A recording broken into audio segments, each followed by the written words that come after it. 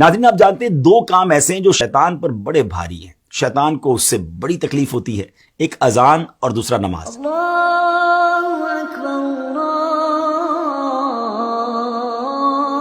اکبر۔ جی ہاں، جب اذان ہوتی ہے تو شیطان کئی میل دور بھاگ جاتا ہے اور نماز تو اس کی ناک رگڑوا دیتی ہے، مگر ایسا بدبخت جو نماز اور اذان سے اتنی تکلیف محسوس کرتا ہو، اس نے ایک بار ایک بزرگ ہستی کو نماز کے لیے جگایا۔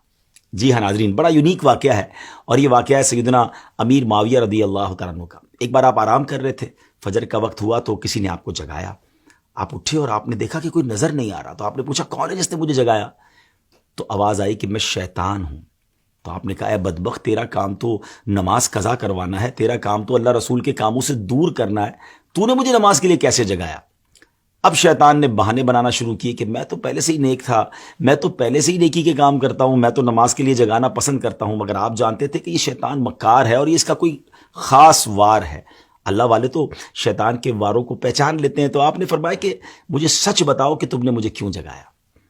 تو شیطان کہتا ہے کہ حضور بات یہ ہے کہ اگر آپ نماز کے لیے نہ اٹھتے تو مجھے معلوم ہے کہ آپ کو نماز سے کتنی محبت ہے، نماز قضا ہونے کی وجہ سے آپ خوب گریہ وزاری کرتے، اللہ کی بارگاہ میں خوب روتے، اور اللہ کریم آپ کی وہ گریہ وزاری کو قبول فرما کر آپ کو ایک نماز کا گناہ تو معاف فرماتا، مگر ہزاروں نمازوں کا ثواب بھی عطا فرما دیتا۔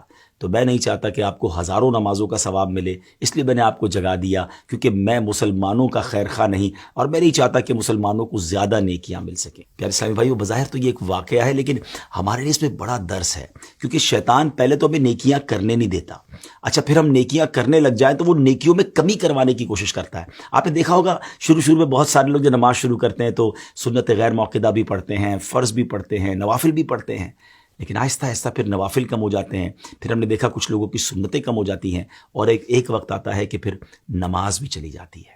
تو شیطان کے واروں کو سمجھیے، اول تو وہ نیکی کرنے نہیں دیتا، نیکی کرے تو اب اس نیکی میں کمی لانے کی کوشش کرتا ہے، وہ بڑا مکار ہے، ہمیں شیطان کے واروں کو سمجھنا ہے۔ اب دیکھیں نا، کچھ ہی دن پہلے کی بات ہے کہ ماہ رمضان میں سارے ہی تقریباً نماز پڑھ رہے تھے، روزے ہو رہے تھے، عبادتیں ہو رہی تھیں، مگر کتنی بڑی تعداد ہے جو اب رمضان کے بعد مسجدوں میں نظر نہیں آ رہی۔